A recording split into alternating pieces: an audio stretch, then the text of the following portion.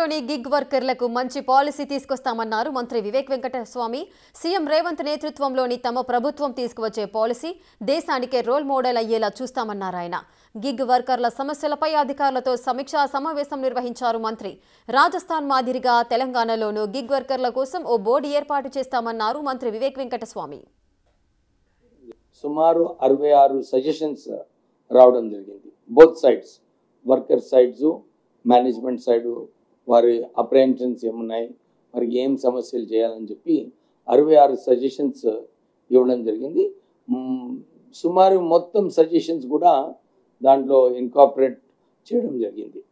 ఇంకా కొన్ని డిమాండ్స్ కూడా వచ్చినాయి మన వర్కర్స్ తరఫున. మాకు కూడా మినిమం వేజెస్ వర్క్ రావాలి, మా ఐడీస్ బ్లాక్ చేస్తున్నారని చెప్పి వారు కూడా కొన్ని అంశాలు మళ్ళీ ఈరోజు రేజ్ చేయడం జరిగింది. వారికి ఇదే సూచన ఇచ్చినాము. ఇది ఒక స్టార్టింగ్ పాయింట్ అన్నమాట.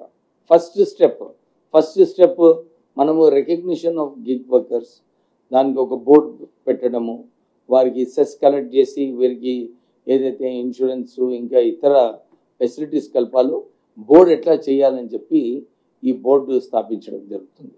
సో దీని ద్వారా గిగ్ వర్కర్స్కి ఏదైతే రికగ్నిషన్ రావాలో, వారి చాలామంది, ఎందుకంటే ఈ బిజినెస్ కాంపిటీషన్లో ఒక్కరొక్కరు రేట్స్ తక్కువ చేస్తున్నారు, కస్టమర్ డిమాండ్స్ కూడా ఎక్కువ ఉన్నాయి, సర్వీస్ బాగుండాలి, అక్కడ ప్రజెంటేషన్ స్కిల్స్ కూడా రావాలి.